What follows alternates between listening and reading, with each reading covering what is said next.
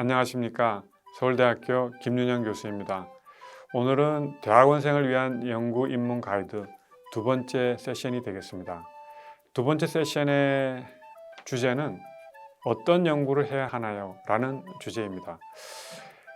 사실 여러분이 이제 대학원에 들어올 때는 아마 특정 분야가 관심이 있어서 들어왔겠지만 그래서 뭐를 전공하는 랩 또는 뭐를 전공하는 랩 이런 쪽에 왔는데 막상 그 랩에 들어가도 주제가 굉장히 많기 때문에 어떤 연구를 해야 될지 결정하기 어려운 때가 있습니다. 여러분한테 이럴 때 어떤 팁을 가지고 연구 주제를 잡고 또 연구를 어떻게 설정해 나가는지 그런 것에 대해서 이야기를 해보고자 합니다. 먼저 여러분이 하는 학문 분야의 특징을 잘 알아야 되겠습니다. 제가 대상으로 하고 있는 학생들은 주로 이공계 학생이라고 볼 수 있겠죠. 그래서 아마 이공계 아닌 학생들도 이 강좌가 도움이 되겠지만 특히 이제 이공계 쪽 학생들은 아마 좀 더 도움이 되지 않을까 생각이 됩니다. 그래서 제가 생각하기에는 이제 이공계 쪽을 크게 나눈다면 자연과학 쪽하고 공학 쪽 두 가지가 있겠습니다. 그런데 이 자연과학을 하는 사람들하고 공학을 하는 사람들은 그 학문의 성격이 다르다는 걸 조금 이해를 해야 될 것 같아요. 그래서 이제 학문의 목적이 뭔지를 먼저 알아야 되는데요. 자연과학의 경우에는 자연의 법칙을 발견하는 게 근본적인 법칙을 발견하고 그거를 이해하는 것이 근본적인 학문의 목적이고요. 공학의 경우에 있어서는 이거하고는 약간 다릅니다. 공학에서는 인류의 번영과 발전에 부응하는 기술을 창조하는 거죠. 그래서 뭔가를 이제 만들어내야 되는 게 이제 공학의 본질이라고 할 수가 있습니다. 그래서 과학에서는 어떻게 보면 그 자연에 일어나는 현상 이런 것들이 굉장히 궁금하고 왜 이런 일이 일어날까? 그것이 또 일어나서 우리에게 어떤 영향을 줄까? 이런 거에 조금 더 관심이 있다면 공학에서는 알려진 그런 과학적인 기술이라든지 과학적인 지식이라든지 이런 걸 이용해서 뭔가 우리에게 이제 도움이 될 수 있는 그런 거를 이제 만들어내는 또 그런 아마 분야라고 우리 이해하는 것이 적절하지 않을까 생각이 됩니다. 그래서 성격은 과학의 경우에는 이유를 찾는 학문이에요. 그래서 자연 그 존재 자체로 이해하는 것이 이제 본질이 되겠고요. 공학의 경우에는 우리가 기술을 개발하기 때문에 결론적으로는 새로운 문명을 창출해야 됩니다. 그래서 상품을 만들어야 되고 우리가 이제 새로운 그 세계를 펼쳐 나갈 수 있도록 도움을 줘야 되는 것이 공학의 본질이라고 할 수가 있습니다. 근데 요새 이제 21세기 이제 들어와서는 이 학문 분야가 굉장히 그 크로스오버가 많이 돼서 그 어디까지가 과학이고 어디까지가 공학인지가 조금 불분명할 때가 있긴 합니다. 예를 든다면 제가 이제 공학을 하고 있는 입장에서 볼 때는 어떠한 그 공학적인 응용을 하기 위해서는 어떠한 과학적인 그 원리가 필요한데 때로는 지금까지 그 과학적 원리가 잘 알려져 있지 않은 경우도 있습니다. 물론 근본적인 뉴턴 법칙이라든지 이런 건 다 알려 있지만 그 안에서도 아직 모르는 세계가 많이 있습니다. 그래서 때로는 과학적인 데까지 가서 연구를 하고 새로운 원리를 발견하고 그거를 이제 공학 쪽에 와서 이용을 하는 이런 연구를 또 하게 됩니다. 그래서 그런 데서 이제 좀 약간 분야가 왔다 갔다 한다고 할 수 있고요.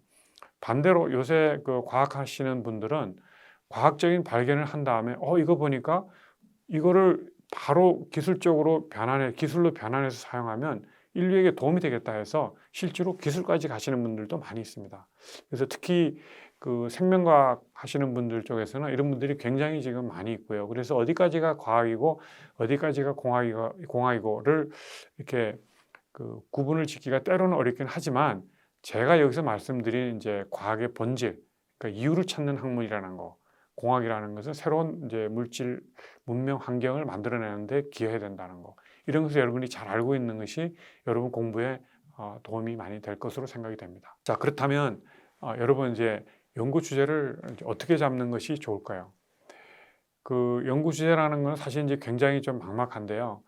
제가 여러분한테 이제 팁을 드리고 싶은 것은 바로 이겁니다. 연구는 일단은 자기가 흥미가 있어야 됩니다. 흥미 없는 거를 어떻게 억지로 할 수가 없겠죠. 아무리 이 분야가 유망한다 하더라도 자기가 흥미가 없으면 할 수 없는 것이고, 그 다음에 두 번째로는 흥미가 많다 하더라도 자기가 좀 잘할 수 있는 분야를 골라야 됩니다. 대부분의 경우는 우리 학생들이 또는 저를 봐도 관심 있는 분야가 여러 개가 있습니다. 그 중에서도 자기 자신을 객관적으로 잘 들여다보고 내가 어떤 분야에 장점이 있는지를 잘 파악을 해서 그것이 잘 발현될 수 있도록 분야를 잡는 것이 좋습니다. 예를 들면 어떤 학생들의 경우에는 그 논리적인 생각 또는 이론적인 thinking, theoretical thinking 이런 거를 굉장히 잘하는 데 반해서 뭔가 이제 실험을 한다든지 이럴 때 굉장히 그 서툰 사람들이 많이 있습니다. 이런 경우에는 가급적이면 본인이 이제 잘할 수 있는 분야 쪽에서 뭐 이론적인 분야에서 일을 하는 것이 조금 더 좋겠고요. 또 반대인 경우도 있겠죠. 물론 뭐 요새는 이제 이론부터 실험까지 전 분야를 이제 커버하는 것이 또 요새 융합 세대에서 많이 하는 것이긴 하지만 그럼에도 불구하고 내가 어디에 장점이 있는지를 잘 살펴보는 것이 좋을 것 같습니다. 자기가 하는 이 학문 분야가 관심 분야가 자기가 속한 연구실의 큰 바운다리 안에 있어야 되겠죠. 막상 거기 갔더니 뭐 재미없네. 난 다른 걸 해볼래. 이렇게 하면 그 실험실에 있기는 조금 어려울 것 같습니다. 그래서 요거를 잘 그 바운다리를 좀 잘 보는 게 좋겠고요. 자, 그럼에도 불구하고 때로는 그 바운다리를 좀 벗어나서 연구를 하고 싶을 때가 당연히 있을 수 있습니다. 이런 경우에는 여러분들이 이제 지도 교수를 찾아가서 내가 왜 이런 분야에 관심 있는지를 좀 잘 설명을 하고 사실은 또 한 가지 중요한 것은 내가 이런 연구를 할 때 장차 우리 실험실의 연구에 어떤 도움이 될지를 여러분이 잘 설명을 하고 설득을 할 수 있다면 아마도 교수님들께서 잘 지원해 주실 것으로 생각이 됩니다. 때로는 이제 현재의 연구 분야가 특정 분야가 정해져 있겠죠. 그게 있는데 교수님들께서 우리 학생들에게 좀 새로운 분야, 우리 지금 하고 있지 않은 새로운 분야를 해보지 않을래? 라고 제안을 하는 경우도 있습니다. 사실 이렇게 제안을 받는 경우는 굉장히 그 문제가 어려울 수는 있는데 우리 학생들 입장에서는 굉장히 좋은 기회로 생각하시면 될 것 같습니다. 그것은 바로 교수님들께서 앞으로 이런 분야가 굉장히 이제 중요하다고 생각하는 것이고 그 분야에 이제 새로운 탐험을 해 보고자 하는 것이기 때문에 어렵지만 그것을 시작하는 학생들에게는 굉장히 큰 결과 또는 좋은 소득을 얻을 수 있는 기회입니다. 그래서 자기가 해보지 않았다고 해서 무조건 이렇게 겁먹고 마다하지 말고 그런 기회가 있을 때 여러분들이 적극적으로 한번 잘 생각해 보기를 여러분들에게 부탁드립니다. 예, 그렇다면 여러분이 이제 그 관심 있는 분야가 있고요. 주제가 이제 여러 개가 있을 수 있는데 때로는 여기도 관심 있고 여기도 찾아보고 저기도 관심 있고 여기도 찾아보고 이러다 보면 뭐 이론적으로는 무한 루프를 돌 수가 있어요. 물론 뭐 시간이 한정이 되니까 그렇게 되지는 않겠지만 그래서 우리가 이제 뭐 어떻게 비유를 든자면 사과도 맛있고 배도 맛있고 딸기도 맛있고 근데 연구라는 거는 기본적으로 핵심을 하나에 포커싱을 하고 그 다음에 이렇게 붙여나가는 것이기 때문에 결정을 해야 됩니다. 그래서 이거를 어느 정도 방향이 정해지고 뭐 교수님하고 잘 협의가 돼서 그 주제가 정해지면 일단 마음을 단단하게 먹고 결정을 하고 이제 돌아보지 말고 일단 가야 됩니다. 자꾸 돌아보기를 하면 여러분 시간을 낭비하고 하다가 조금이라도 어려운 일을 부딪히면 그때 내가 잘못한 거 아닐까 이렇게 생각하기가 쉽습니다. 물론 잘못 올 수가 있습니다. 그러나 일정 시간이 지날 때까지는 한 분야에 대해서 여러분이 충분히 딴 눈을 팔지 말고 자기 한 정한 분야에서 거기서 뭔가 좋은 것을 발굴할 수 있을 때까지 최대한 노력을 다 해봐야 할 것입니다.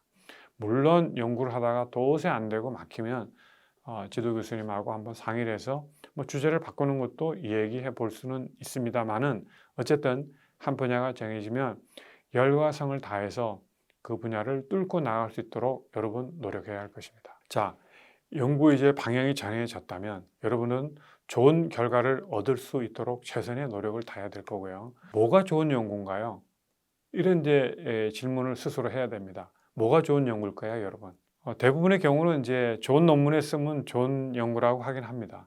그런데 좋은 연구를 정의하는 두 가지 키워드가 있습니다. 첫 번째 조건은 이것은 이제 오리지널해야 된다는 거죠. 독창적이 돼야 됩니다.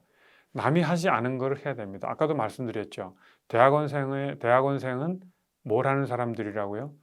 exploration, 새로운 것을 탐험하는 것입니다. 그래서 새롭지 않으면 연구의 의미가 없습니다. 그래서 오리지널하지 않으면, 독창적이지 않으면, 새롭지 않으면 연구로서는 아무 가치가 없는 것입니다. 근데 이 독창적인 것에 대해서 이제 어디까지가 독창적이고 어디까지가 아니냐, 사실은 이제 분야마다 조금 해석의 범위가 다르기는 합니다만은 분명히 여러분 이제 독창적인 연구를 해야 된다는 거죠. 최소한 새로운 연구를 해야 된다는 뜻입니다. 뭐가 중요하냐면 연구가 임팩트가 있어야 됩니다. 임팩트. 파급 효과가 커야 되는 거죠.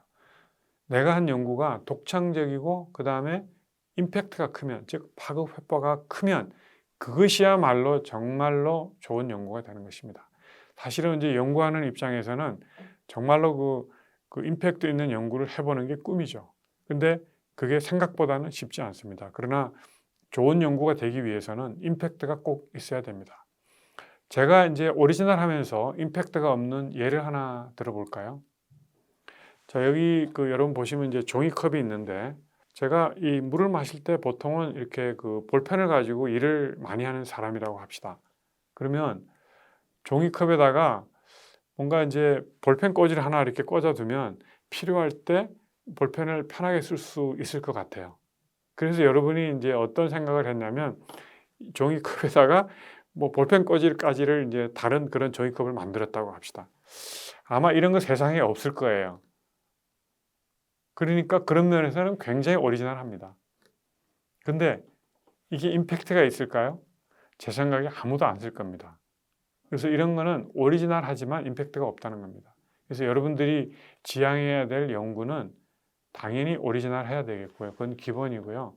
임팩트가 있는 연구를 할 수 있도록 여러분이 열심히 노력을 해야 되겠습니다. 그래서 좋은 연구란 오리지널 하면서 임팩트 있는 연구다. 이렇게 정의를 할 수 있겠습니다. 자, 한번 요약을 해보겠습니다. 어떤 연구를 해야 될까요? 첫 번째, 여러분이 하는 학문의 성격을 잘 이해해야 됩니다. 그게 공학이든 과학이든 뭐 인문학 경우에도 마찬가지일 것이라고 생각이 됩니다. 그래서 내 분야에서의 성격이 무엇을 하는 것인지 그거를 잘 이해를 하고 그 성격에 잘 맞는 연구를 하는 게 우선적으로 중요하겠고요. 그 다음에 이제 두 번째는 연구 유추제를 잘 잡아야 되는데 실험실 연구 분야에서 고르되, 물론 약간 벗어날 수 있겠지만 그 중에서 본인이 관심 있고 특히 잘할 수 있다고 생각되는 분야를 고르는 것이 여러분한테 좋을 것 같습니다.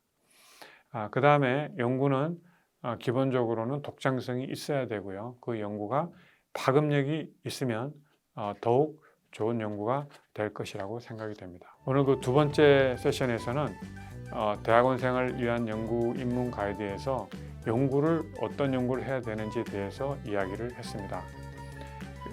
다음 시간에는 이거에 이어서 또 새로운 주제로 여러분을 만나 보도록 하겠습니다.